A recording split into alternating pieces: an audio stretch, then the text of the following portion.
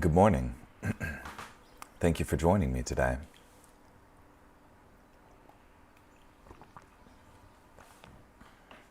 This morning, we'll be in Genesis, chapter 26, verse 17, through chapter 27, verse 46.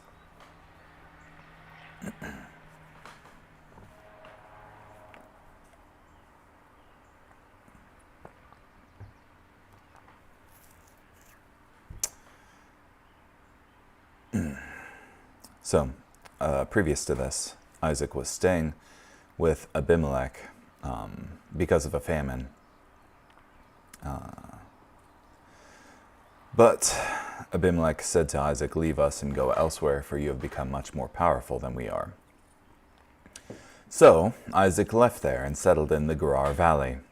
Isaac reopened the wells that had been dug back in the days of his father Abraham, for the Philistines had stopped them up after Abraham died. Isaac gave these wells the same names his father had given them. When Isaac's servants dug in the valley and discovered a well with fresh flowing water there, the herdsmen of Gerar quarreled with Isaac's herdsmen, saying, "The water belongs to us." So Isaac named the well Esek, because they argued with him about it. His servants dug another well, but they quarreled over it too, so Isaac named it Sitnah. Then he moved away from there and dug another well. They did not quarrel over it, so Isaac named it Rehoboth, saying, "For now the Lord has made room for us, and we will prosper in the land." From there Isaac went up to Beersheba. The Lord appeared to him that night and said, "I am the God of your father Abraham. Do not be afraid, for I am with you. I will bless you and multiply your descendants for the sake of my servant Abraham." Then Isaac built an altar there and worshipped the Lord. He pitched his tent there, and his servants dug a well. Now Abimelech had come to him from Gerar along with Ahuzah his friend and Phicol the commander of his army. Isaac asked them, "Why have you come to me? You hate me and sent me away from you." They replied, "We could plainly see that the Lord is with you, so we decided there should be a pact between us and you. Allow us to make a treaty with you, so that you will not do us any harm, just as we have not harmed you, but have always treated you well before sending you away in peace. Now you are blessed by the Lord." So Isaac held a feast for them, and they celebrated. Early in the morning, the men made a treaty with each other. Isaac sent them off. They separated on good terms.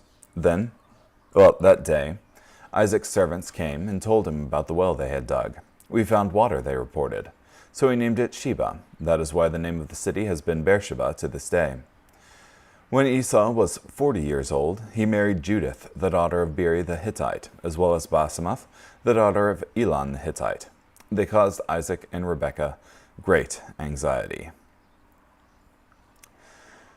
When Isaac was old and his eyes were so weak that he was almost blind, he called his older son Esau and said to him, "My son." "Here I am," Esau replied. Isaac said, "Since I am so old, I could die at any time. Therefore, take your weapons, your quiver and your bow, and go out into the open fields and hunt down some wild game for me.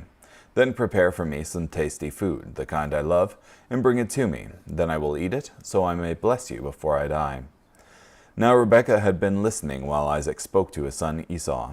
When Esau went out to the open fields to hunt down some wild game and bring it back, Rebekah said to her son Jacob, "Look, I overheard your father tell your brother Esau, 'Bring me some wild game and prepare for me some tasty food.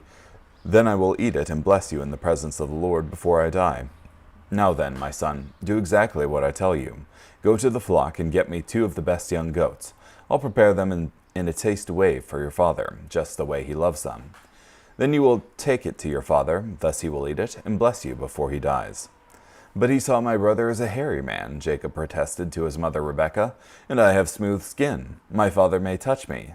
Then he'll think I'm mocking him, and I'll bring a curse on myself instead of a blessing." So his mother told him, "Any curse against you will fall on me, my son. Just obey me and get them for me." So he went and got the goats and brought them to his mother. She prepared some tasty food, just the way his father loved it. Then Rebekah took her older son Esau's best clothes, which she had with her in the house, and put them on her younger son Jacob. She put the skins of the young goats on his hands and the smooth part of his neck. Then she handed the tasty food and the bread she had made to her son Jacob. He went to his father and said, "My father." Isaac replied, Here I am. Which are you, my son? Jacob said to his father, I am Esau, your firstborn. I've done as you told me. Now sit up and eat some of my wild game so that you can bless me.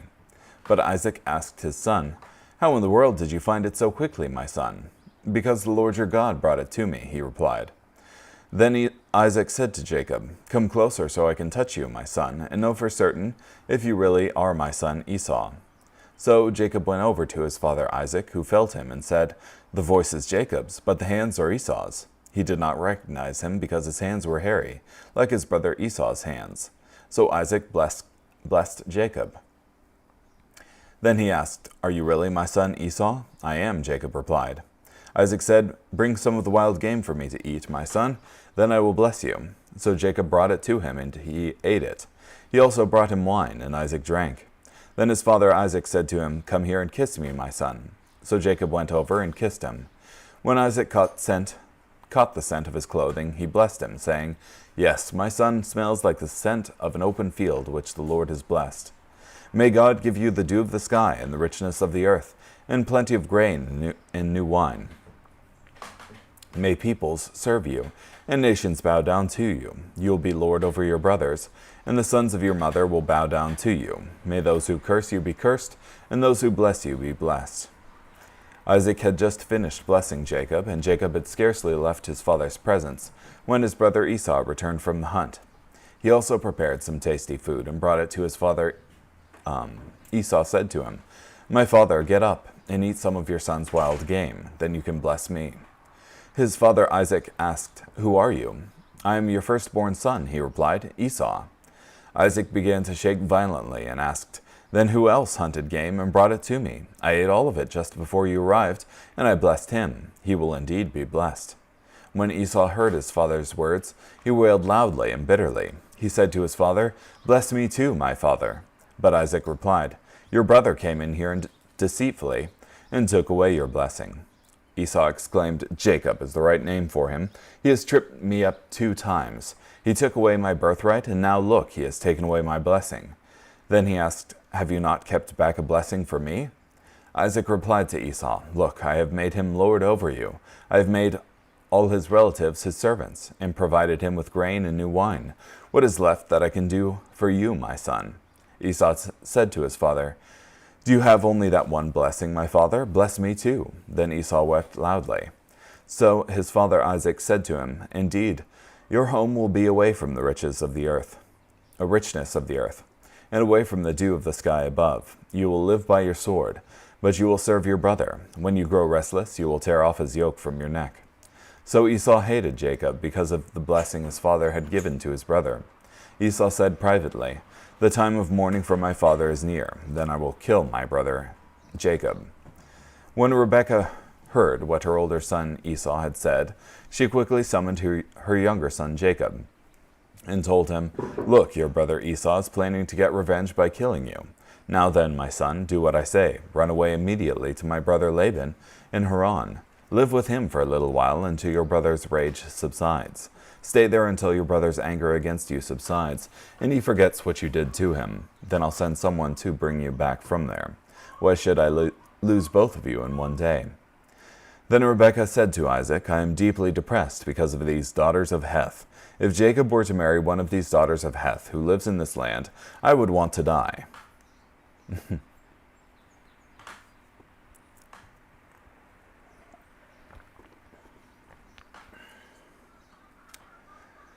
Whew, big story here.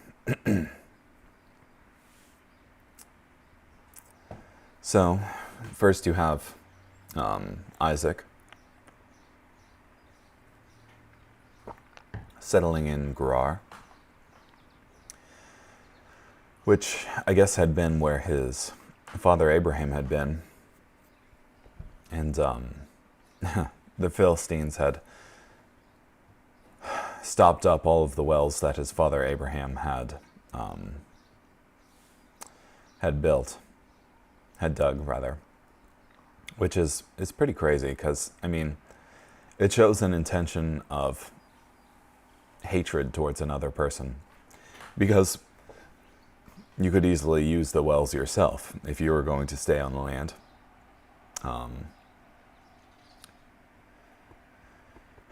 and it would be under duress that you would bury the well, because essentially you would have to have the water that you would need to finish the hard task, and enough to travel back to wherever it is that you were staying.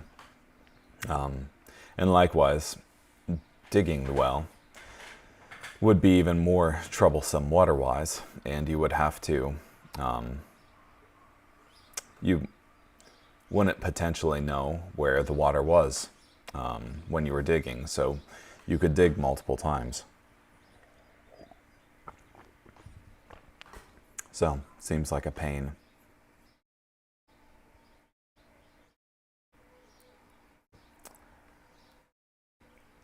For nomadic herdsmen, even great ones like Abraham and Isaac, water was life. In some seasons of the year, human or animal life could not be sustained without water from wells. These wells were not a luxury, but a necessity.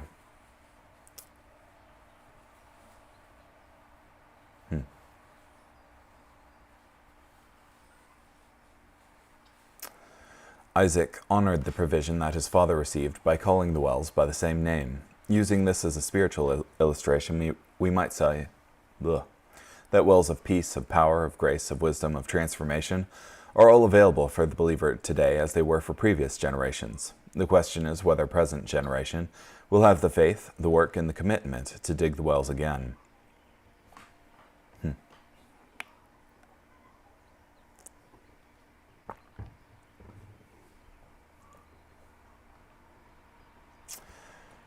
He called the name of the well Esek. The first well was named Contention because it made others jealous. It seems that though Isaac called these wells by the names Abraham had previously given, he also named them in the light of his present circumstances. The second well was named Opposition for the same reason. And then the third well was named Rehoboth, or roominess, because it was far enough away to not be a problem. Isaac saw this as a testimony to God's faithfulness and blessing. Then he went up from there to Beersheba. God used the conflicts to lead Isaac back to Beersheba, where Abraham had been before. Because God repeatedly demonstrated his faithfulness to Isaac, he knew that he could be blessed and fruitful wherever God led him.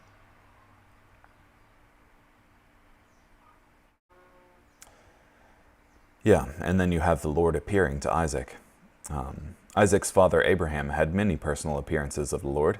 This seems to be the first such experience for Isaac.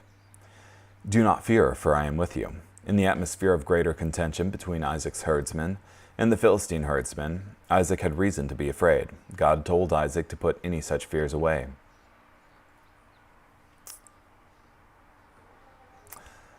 Isaac walked in the same paths of his father Abraham. Altars and tents marked Abraham's life, demonstrating a life of worship and trust. Isaac lived that, calling on the name of the Lord, and enjoyed the additional blessing of another well. And then you have this troop, consisting of Abimelech, his friend, and the commander of the army, coming to Isaac.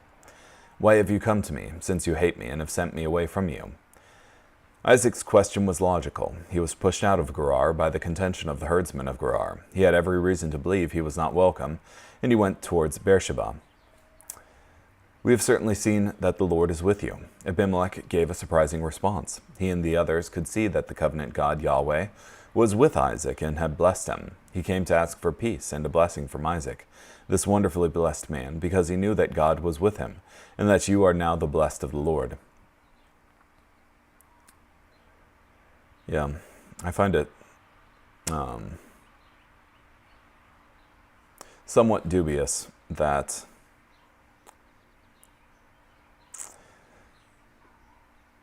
they end by saying that, let us make a covenant with you, and you will do us no harm, since we have not touched you, and since we have done nothing to you but good and have sent you away in peace. You are now the blessed of the Lord. Yeah. We have done nothing to you but good, and have sent you away in peace. Seems pretty, oh my. Well, they didn't actually, do anything about the herdsmen that had come previously and stopped up the wells that Isaac and his father Abraham had built. So, yeah, just noticed I was a bit loud here. My apologies.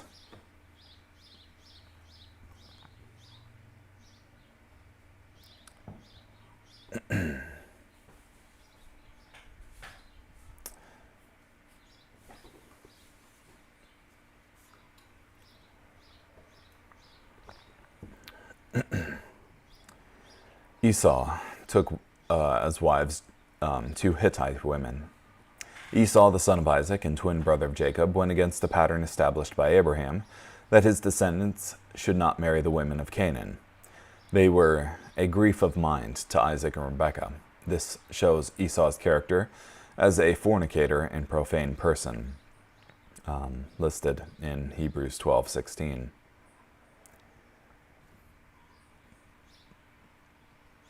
And then you have this instance of Isaac giving this blessing to his son, and them tricking his father. Well, Jacob tricking his father. So it's interesting, though, that Isaac does this because he believes that he's about to die, and he doesn't end up dying until long after this, when Jacob reunites with Esau. However, Rebekah does end up dying before Jacob comes back. So this is the last time she ever ends up seeing Jacob. But you have in this Isaac essentially blessing his son by saying that his brother would serve him. But God, previous to this, had made his intentions known with Jacob and Esau. That is, when they were struggling in the womb of Rebekah, God said to her, essentially, that the older would serve the younger. So it would seem that with the blessing that Isaac gave to Jacob, whom he is supposed to be Esau, that is, all of your servants, all of your relatives will serve you, that he was trying to circumvent what God had already blessed Jacob with and had determined prior to this. So, to me, essentially, Isaac wasn't in a position to give this blessing to Jacob, to Esau rather, to circumvent God and give the blessing to Esau rather than Jacob. Yeah. So, to me, it doesn't really seem binding. Nevertheless, everybody goes to these great lengths to get this blessing. Rebekah and Jacob concoct this plan to deceive Isaac and get this blessing for Jacob. So, and what comes of it? Essentially, inspiring this rage in Esau, such that Jacob is driven out of the house. So,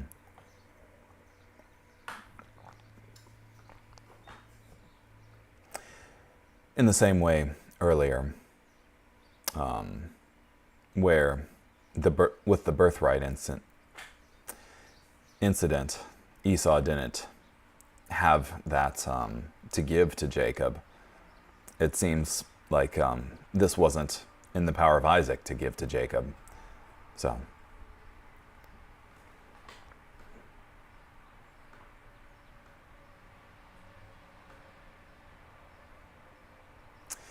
Isaac was old, but perhaps not near death. Martin Luther calculated Isaac's age to be 137 at this point. He lived to be 180. Isaac lived 43 more years.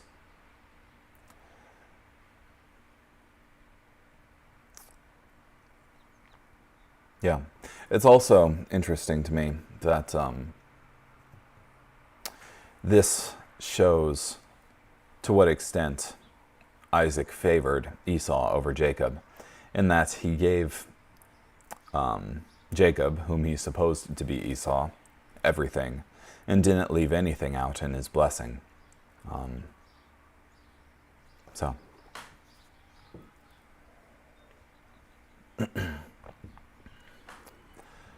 Make me savory food, such as I love. Isaac asked for food, but he seemed to mostly glory in Esau's power as a manly hunter. We later find that he actually could not taste the difference between what Esau hunted in the field and what his wife Rebekah could prepare from the flock.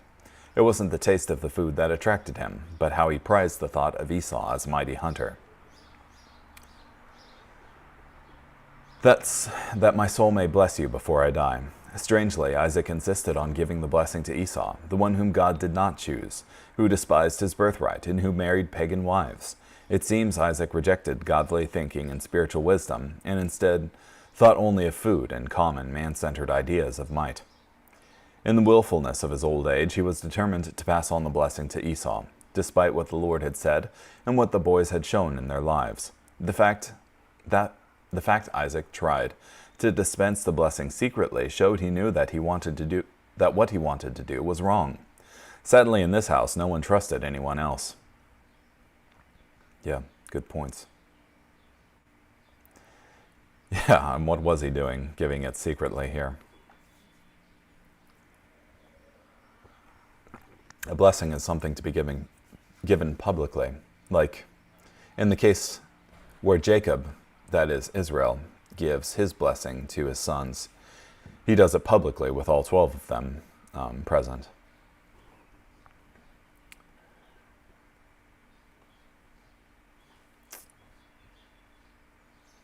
Rebekah was listening when Isaac spoke to Esau. The account here does not specifically tell us that Rebekah spied upon Isaac and Esau in some inappropriate sense.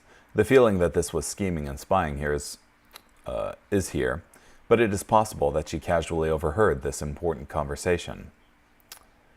And when Esau went to the field to hunt, Rebekah was ready with her plan. Instead of trusting God to fulfill what he had promised, Rebekah used manipulative scheming to accomplish what she thought was God's plan, and likely also her preference. Good men have gone very wrong when they have thought of aiding in the fulfillment of promises and prophecies.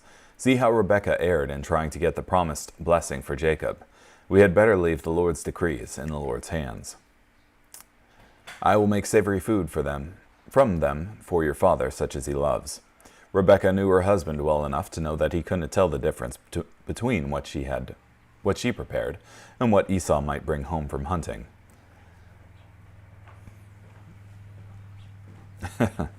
Jacob, true to his name, a trickster or scoundrel, was happy to go along with this plan. His only concern was if it would succeed. When we are willing to abandon the question of right and wrong, and when our only concern is what works, pragmatism, we agree with the modern idea of pragmatism, as many in the church do today. Once Jacob overcame his fear of getting caught in his deception, he was ready to carry it out. Rebekah manipulated both Isaac and Jacob, but Jacob was willing to be manipulated. Significantly at this point, each person in this drama acted in man-centered wisdom and energy, not according to divine or spiritual wisdom and energy. Even Esau, in agreeing to Isaac's plan to give him the birthright, disregarded his previous promise to allow Jacob to have the birthright. Yeah. The worst aspect of this all is that they seem to regard the blessing as magical, as something detached from God's wisdom and will, of like, if Isaac says it, oh, God has to do it now. Beep, boop. But in giving the blessing, the most Isaac could do was to recognize God's call and blessing on Jacob. Only God could truly bestow the blessing. Esau could receive the blessing from Isaac 100 times, but it only mattered if God in heaven honored it. Yeah.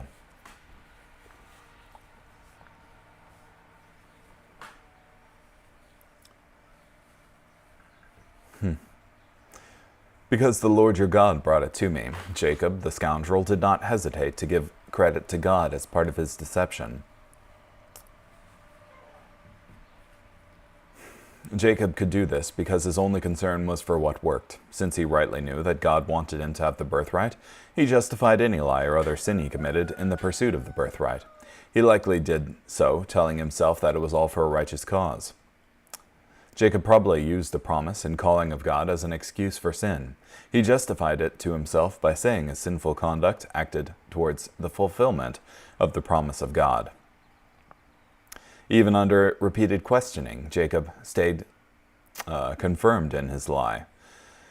Partially, Jacob took advantage of his father's good nature. Isaac probably would not believe that Jacob would lie to him so repeatedly.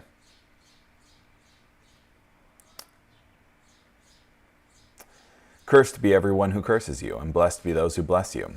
Again, it is important to see that it wasn't the bestowal of these words upon Jacob that made him blessed.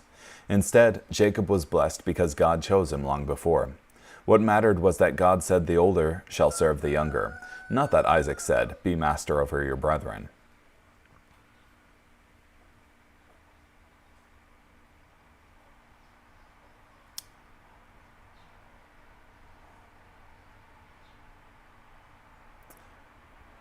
Isaac trembled exceedingly.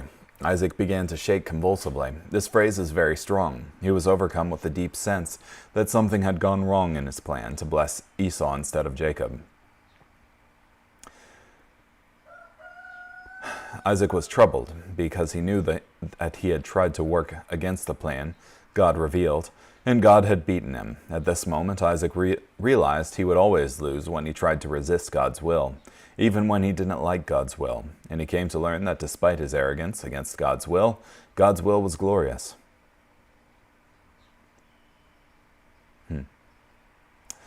Later in Hebrews 11:20 it says, by faith Isaac blessed Jacob and Esau concerning things to come. Isaac's faith was demonstrated after his attempt to redirect the will of God was destroyed, and he said of Jacob, and indeed he shall be blessed. As soon as Isaac perceives that he has been wrong in wishing to bless Esau, he does not persist in it. He will give Esau such a blessing as he may, but he does not think for a moment of retracting what he has done. He feels that the hand of God was in it. What is more, he tells his son, he is blessed, yea, and shall be blessed.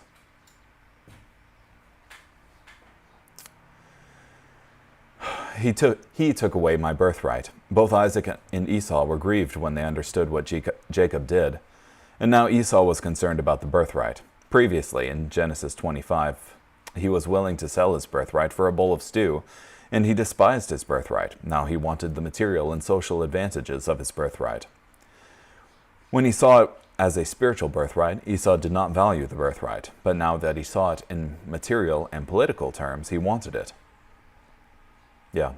And Esau fails to recognize as well that it was never his to give away to Jacob.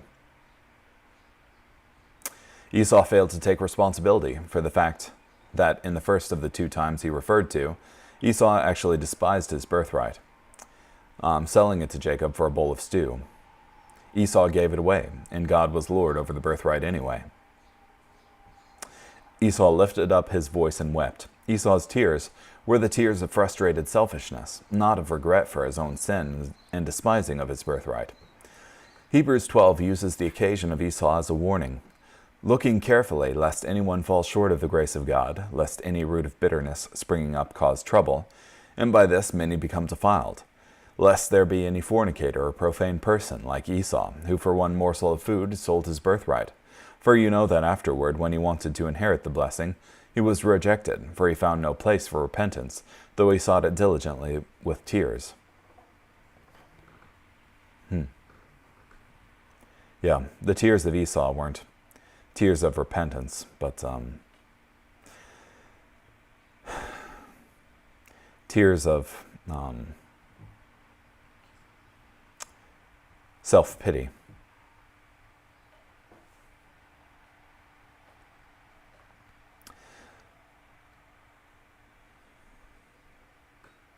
So Esau hated Jacob because of the blessing. Esau's hatred rose against Jacob for many reasons, but mostly it was out of pride and envy. Pride in that his brother would be preferred before him in regard to the covenant. Envy in that his brother would enjoy greater prosperity. Then I will kill my brother Jacob. Esau's somewhat spiritual concern for the blessing of his father quickly disappeared in a bitter hatred of Jacob, a bitter hatred that also had murderous intent. Esau planned to kill Jacob as soon as Isaac died, and this was a comfort to Esau. Revenge is a comforting thought to those who feel they have been wronged like Esau, but things would not work out as Esau had hoped or planned. He vowed to kill his brother after the death of his father, thinking it was soon. The days of mourning for my father are at hand. Yet Isaac lived much longer, perhaps another 43 years.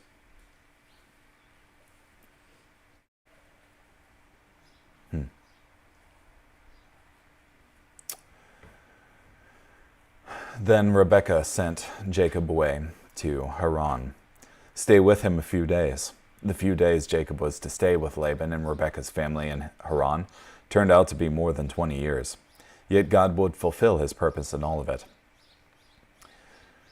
If Jacob takes a wife of the daughters of Heth, like those who are the daughters of the land, what good will my life be to me? Rebekah successfully manipulated Isaac into telling Jacob to leave. This saved his life, but it is likely that his mother never saw her son again. Rebekah's diplomatic victory was complete, but she would never see her son again. In this tragic story, everyone lost. Each of the main characters, Isaac, Rebekah, Esau, and Jacob, schemed and maneuvered in human wisdom and energy, rejecting God's word and wisdom. Nevertheless, God still accomplished his purpose. The tragedy was that each of these participants suffered because they insisted on working against God's word and wisdom. Yeah. And it's a warning to us not to attempt to succeed in our own word and wisdom. If God does not build the house, then it won't stand, type thing. Anyway, thank you so much for joining me today. Hope you have a great day. Bye.